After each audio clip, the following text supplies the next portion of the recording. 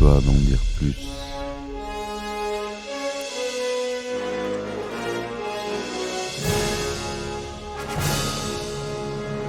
Eh ben attendez, on est en France. Allez, cul sec. Hop.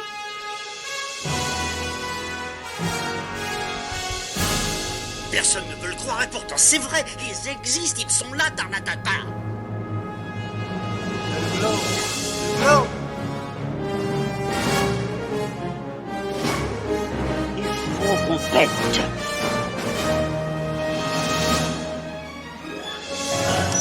Voyons, le circuit branché, correcteur temporel temporisé.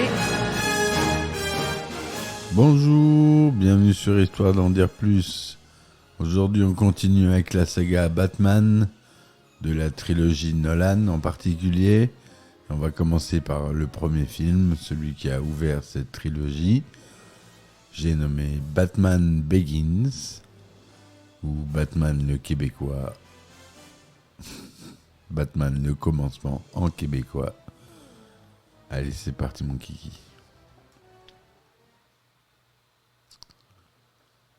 Alors Batman Begins, c'est un film britanno-américain, comme Dark Knight, coécrit et coproduit et réalisé par Christopher Nolan et qui est sorti en 2005. Il s'inspire des comics Batman The Man Who Falls, Batman Année 1 et Batman Un long Halloween. Il est un reboot de la série de films Batman, 8 ans après Batman et Robin en 97, une bouse de Joel Schumacher, qui fut un échec critique et une déception commerciale. Et c'était pas pour rien, c'était mérité. Ce film est un succès à la fois critique et commercial. Il obtient de suite The Dark Knight, qu'on a abordé hier, sorti en 2008, et The Dark Knight Rises, sorti en 2012. Le tout forme la trilogie The Dark Knight. Donc, comme acteurs principaux, on retrouve Christian Bale, Michael Caine, Liam Neeson, Katie Holmes, l'ex-femme de Tom Cruise, Gary Oldman et Morgan Freeman. Peu ou prou la même distribution que dans The Dark Knight Rises. Le jeune Bruce Wayne assiste impuissant au meurtre de ses parents. Profondément traumatisé, il grandit obnubilé par un désir de vengeance et voyage aux quatre coins du monde pour étudier la criminologie et les arts martiaux. La Ligue des Ombres, une secte de guerriers ninja dirigée par Ra's al Ghul, se chargera de son entraînement physique. De retour chez lui, à Gotham, le jeune homme se charge de la gestion de Wayne Enterprise, dont il était l'héritier. Opérant depuis le sous-sol du manoir familial, avec l'aide de son majordome, Alfred Pennyworth, et de son ami Lucius Fox, qui travaille aux entreprises Wayne, Bruce se lance alors dans la lutte contre le crime sous l'identité de Batman. Voilà en résumé rapide. On va maintenant détailler. Faut dire qu'à la musique, on a Hans Zimmer et James Newton Howard, des grands compositeurs. En production, c'est la DC Comics qui s'y colle avec Syncopy, Patalex 3 Productions et Legendary Pictures. Le synopsis donc. Alors qu'il joue dans son jardin avec son ami Rachel Dawes, le jeune Bruce Wayne, fils d'un médecin philanthrope de Gotham, tombe dans un puits où il est attaqué par des chauves-souris, ce qui lui fait développer une phobie à l'égard de ces créatures. Quelque temps après, il se rend avec ses parents à un opéra. À la sortie, lui et ses parents tombent nez à nez avec Joe Chill, un voyou qui les menace pour les voler.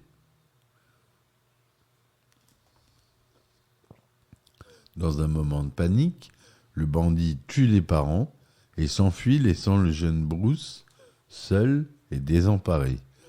Il est dès lors élevé par Alfred Pennyworth, le majordome de la famille. Et 14 ans plus tard, Joe Chill doit être libéré sur parole en échange de son témoignage au procès contre Carmine Falcone, le chef de la pègre locale. Bruce assiste au procès et a l'intention d'abattre Chill pour venger le meurtre de ses parents. Cependant, quand Bruce s'apprête à passer à l'acte, Chill est assassiné par une femme payée par Falcone. Blâmé par Rachel, à qui il a révélé ses intentions de vengeance et intrigué par les propos de Falcone, selon lequel le vrai pouvoir réside dans la crainte que l'on inspire, Bruce s'exile en Asie afin d'essayer de comprendre le monde criminel qui lui a pris ses parents. Il rencontre alors Henry Ducard, qui lui offre de rejoindre la Ligue des Ombres, menée par Ra's al Ghul, qui s'est fait un devoir de restaurer la justice par tous les moyens. À l'issue d'un entraînement qui lui a permis de se perfectionner dans les arts martiaux, le camouflage et surtout la domination de ses propres peurs. Bruce doit, pour marquer la fin de son initiation, mettre à mort un simple voleur devenu le meurtrier de son voisin. Refusant cette vision bornée et cruelle de la justice, qui ferait de lui un vulgaire exécuteur, Bruce met le feu au temple de la Ligue en tentant de sauver le condamné qu'on lui a présenté. Dans l'incendie, Ra's est tué, mais Bruce parvient à sauver son mentor Henry Ducard, qu'il laisse inconscient aux soins d'un villageois local. De retour à Gotham, Bruce s'impose comme un playboy et prend part aux activités de l'entreprise familiale Wayne, dirigée depuis la mort de ses parents par William Earl, un homme sans scrupules. Il fait la connaissance du chef de la division scientifique, Lucius Fox, qui lui présente un ensemble de prototypes militaires constitués d'une combinaison protectrice et d'un véhicule blindé de reconnaissance, le Tumbler. Après être retourné dans la grotte où est née sa phobie, Bruce y installe sa base, où il garde ses nouveaux gadgets et où il met au point sa tenue, prenant l'identité secrète de Batman, l'homme chauve-souris, afin qu'ainsi, vêtu, ses adversaires partagent la peur que l'on lui a inspiré ces créatures.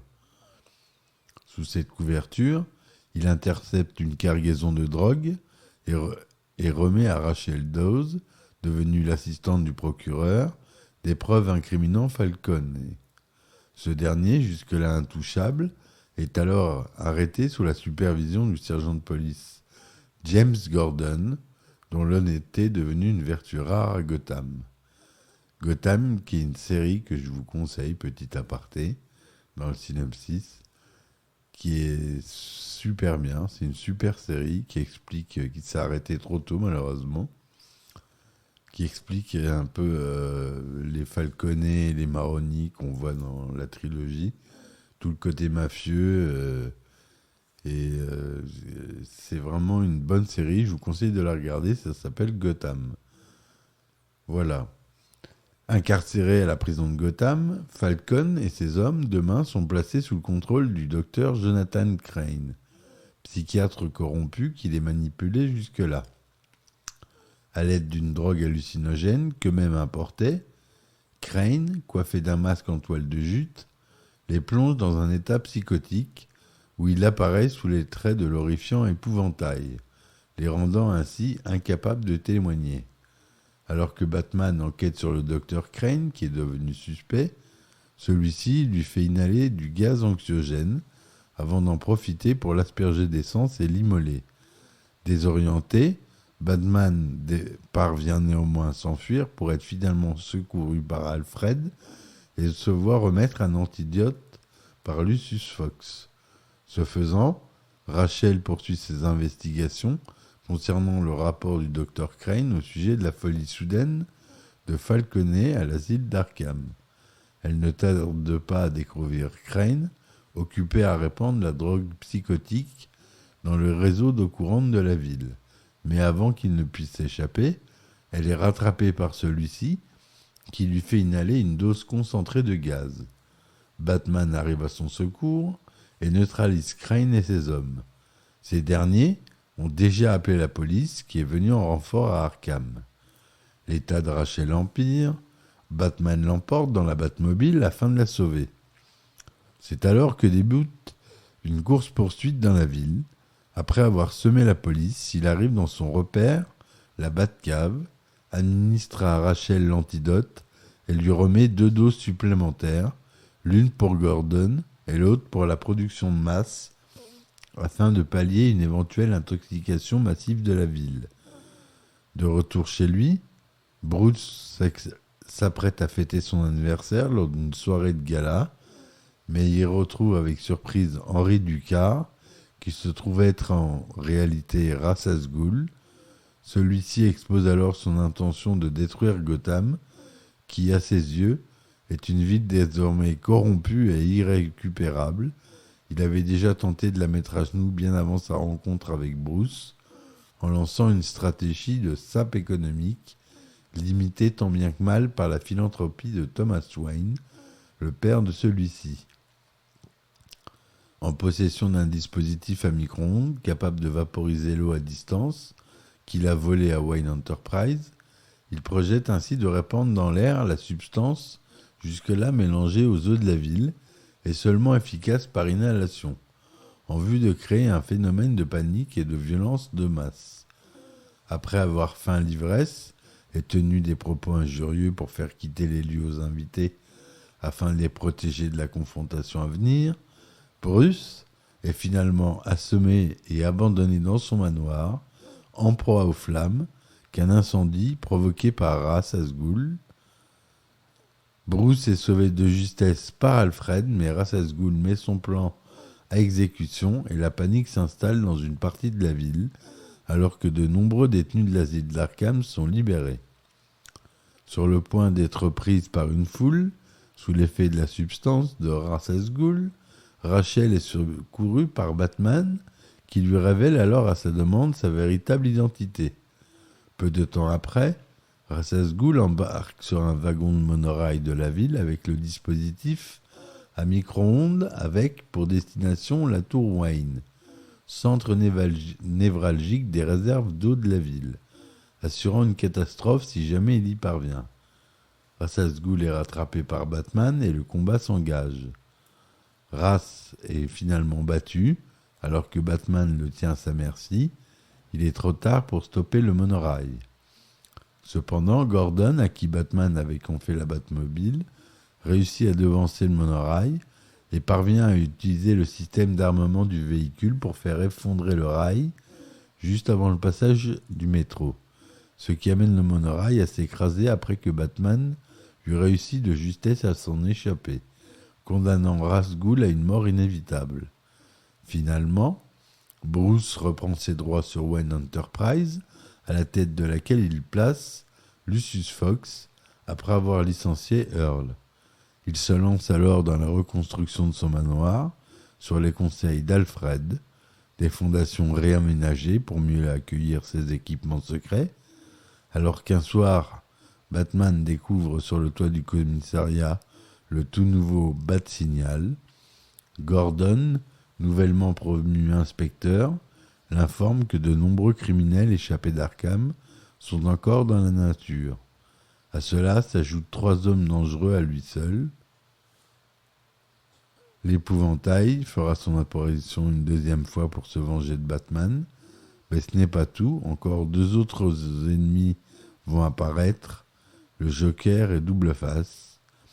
Batman promet d'enquêter et alors Gordon lui dit « Je ne vous ai jamais remercié ». Le justicier répond « Et vous n'aurez jamais à le faire », puisqu'il disparaît dans la nuit. Et voilà la fin du résumé détaillé du film. Donc c'est un mélange de 3 comics, l'histoire. Et donc c'est assez important.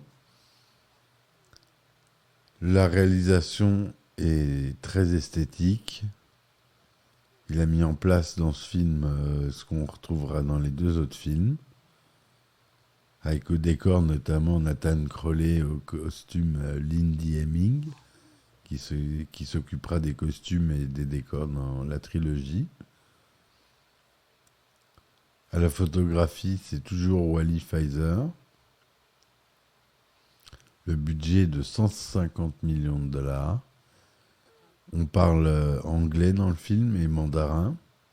C'est tourné en couleur Technicolor 35 mm et certaines séquences sont tournées en 70 mm IMAX, des cinémas 2/39e cinémascope, tourné pour le 35 mm avec du matériel Panavision, son DTS, son Dolby Digital, SDDS, et pour la version IMAX, Sonix DDP.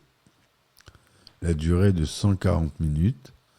Il est sorti aux États-Unis et en France le même jour, le 15 juin 2005.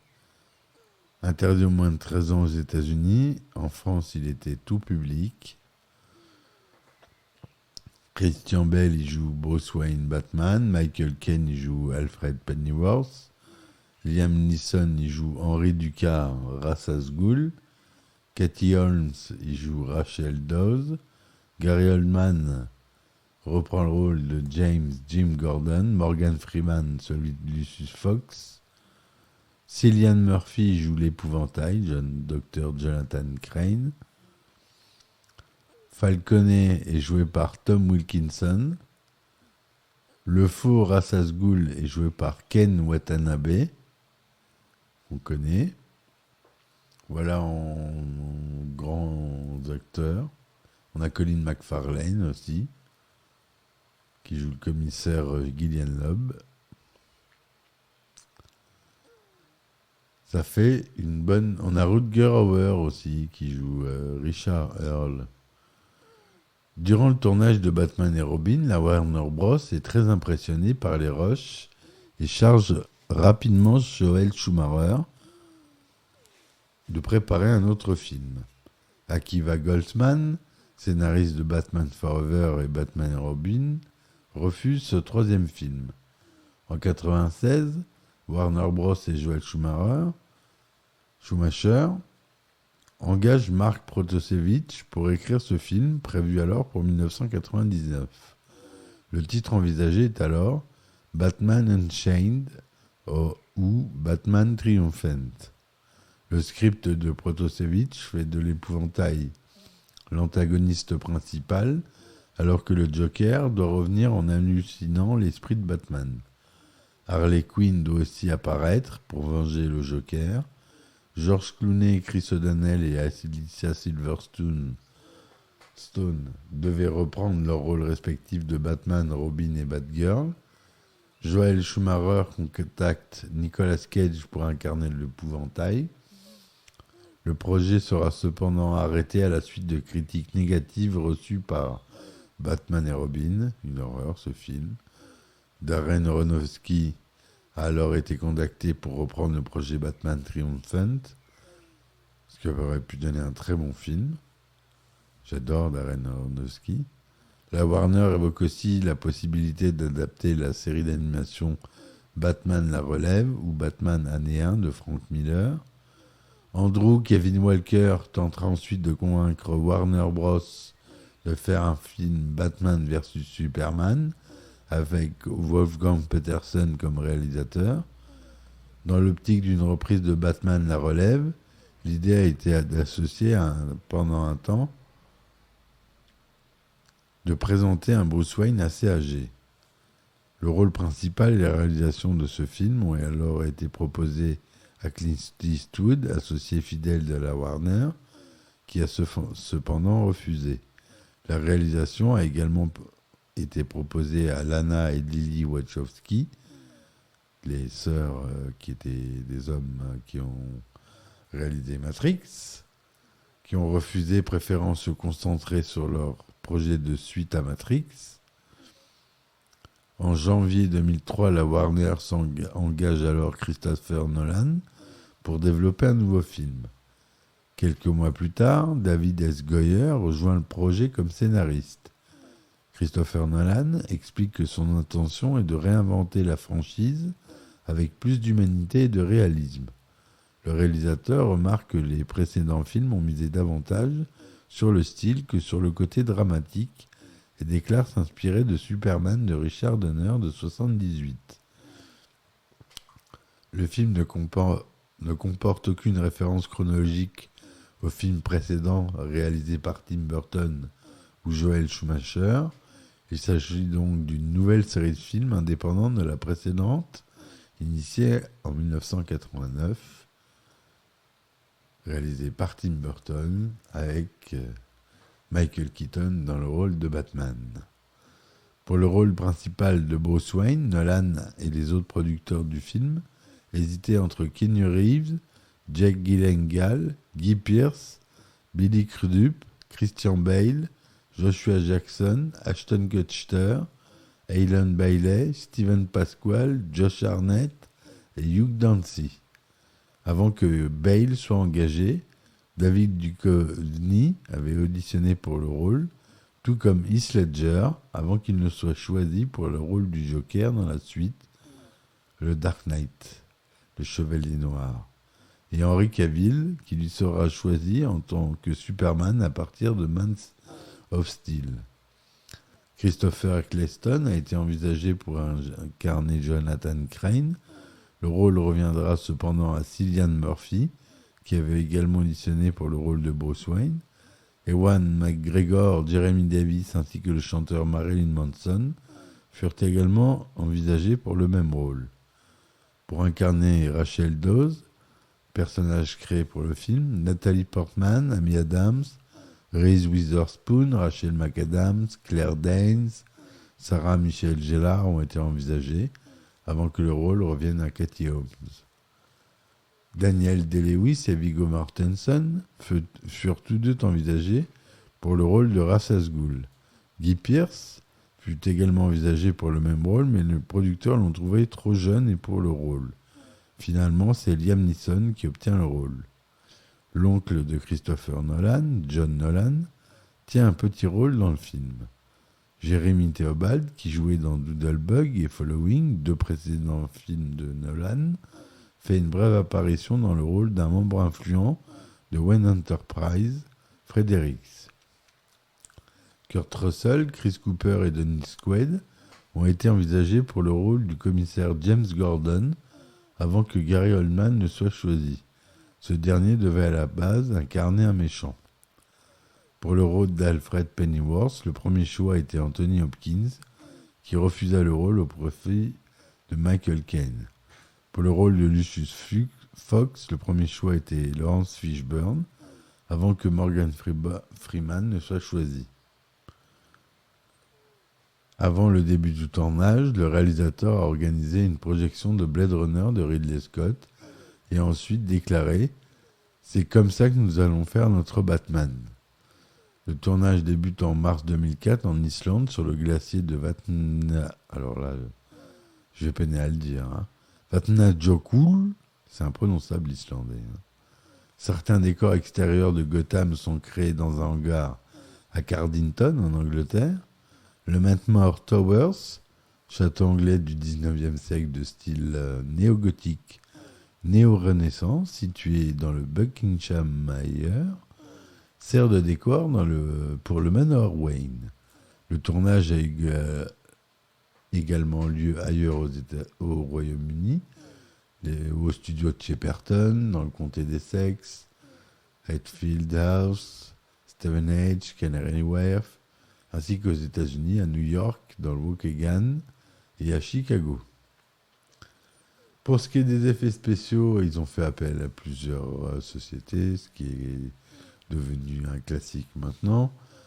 Donc on a Double Negative, Cutting Edge, Moving Pictures Company, les Français de chez Buff, Rising Sun Pictures, The Senate Visual Effects et les fameux Jim Henson Creature Shop qui a inventé le Muppet Show, ni plus ni moins, qui est à l'origine de ces marionnettes, qui a travaillé pour le film. Batman Begins compte parmi les films de super-héros ayant utilisé le moins d'effets numériques.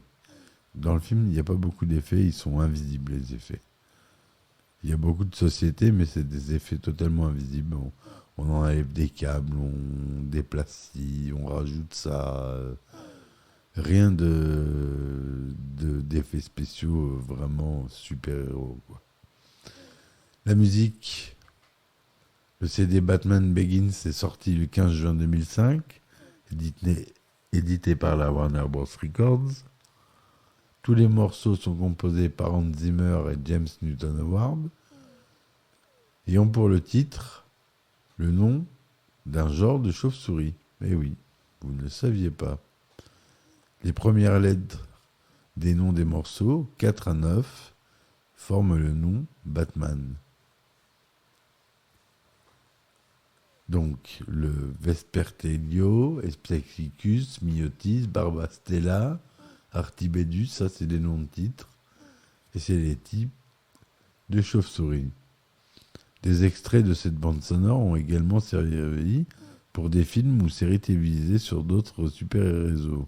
Héros comme Molossus a été utilisé pour le pilote d'Aquaman, la série dérivée de Smallville. Les morceaux Vesperilio et Espeticus ont été employés dans le screener du pilote de Heroes. Le morceau Myotis dans King Kong, V pour Vendetta, Les 4 Fantastiques de 2005, Far Cry et bien sûr The Dark Knight. Rotten Tomatoes attribue une note de 84% sur 282 critiques, avec une note de 7,66 sur 10. Batman Begins est un film qui comprend l'essence de l'un des super-héros définitifs. Sur Metacritic, on obtient 70% sur 41 critiques, généralement favorables. Allociné, 3 étoiles et demie. Dès sa sortie le 15 juin 2005, Batman Begins se place directement en première position du box-office américain pour 2 semaines et restera dans le top 20 semaines. En France, le film prend la 2e position avec 1 506 000 entrées et s'intercale entre Les Poupées Russes et Star Wars épisode 3, La Revanche des Sith. Entre 2005 et 2018, Batman Begins a été sélectionné 92 fois dans diverses catégories et il a remporté plus de 13 récompenses. On ne va pas toutes les énumérer, hein ? Je ne vais pas vous faire ça. Des petites différences avec les comics. L'asile d'Arkham n'est pas situé habituellement au milieu d'un quartier comme c'est le cas dans le film, même si l'île sur laquelle il se trouve est bien rattachée à la ville par des ponts-levis. Crane n'est pas membre de l'asile d'Arkham.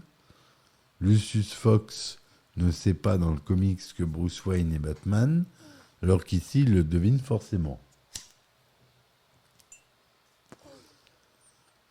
De plus, ce n'est pas non plus un expert en technologie doublé d'un biologiste, mais un très bon gestionnaire d'entreprise, ce qu'il devient à la fin. On peut noter la présence de Zaz, incarné ici par Tim Booth, un ennemi récurrent de Batman, devenu pour ce film un homme de main de Carmine Falcone. Bruce Wayne ne s'est jamais retrouvé emprisonné en Asie et Ra's al Ghul ne l'a pas recueilli dans son temple pour l'entraîner et le former à devenir Batman, même si Bruce est allé une fois pour se perfectionner. De ce fait, les origines de Batman sont propres à ce film. C'est pas la même que l'origine qu'on trouve dans les comics. Il n'y a pas cette formation par Ra's al Ghul. Ça, c'est Nolan qui a intercalé tout ça. Dans les comics, par exemple Year One, James Gordon arrive à Gotham en même temps que Bruce Wayne y revient. De fait, il ne pouvait pas recueillir le jeune Bruce au poste de police après le meurtre de ses parents comme il le fait dans le film. Toutefois, ce détail varie selon les séries. Il faut voir Batman New, le numéro 52. Dans la version française, Michael Caine devait être originellement doublé par Dominique Paturel, mais il fut remplacé par Frédéric Serdal pour cause de maladie. Il double pourtant Alfred Pennyworth dans le jeu vidéo homonyme. Et il était guéri entre-temps. Voilà ce que je voulais vous dire sur ce film, qui est aussi bon que le deuxième et le troisième, que j'aborderai aussi en podcast. Je ne les fais pas dans l'ordre, c'est mon petit truc à moi. Je voulais parler de Heath Ledger, c'est pour ça que hier, je vous ai parlé du second volet. Mais voilà. Voilà. Je vous remercie de m'avoir écouté jusque-là. Et puis, je vous dis à très vite pour une nouvelle chronique. N'oubliez pas de laisser des likes et des commentaires. Si vous voulez me supporter sur mes plateformes, il y a les liens en description. Ça vous donne droit à des épisodes inédits qui ne sont pas sur les plateformes d'écoute. Notamment, je raconte des anecdotes de tournage. Il y a un bêtisier, il y a des petits épisodes inédits, un peu plus dans un format un peu plus court, où je parle d'un scénariste en particulier ou de choses comme ça. Voilà mes amis, je vous dis merci, à très vite, et puis ciao. Histoire d'en dire plus.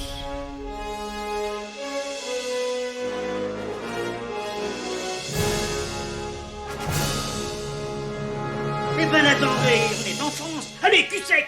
Hop.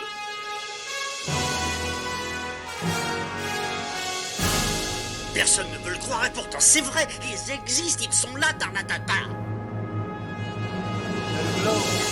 Non. Il faut qu'on pète.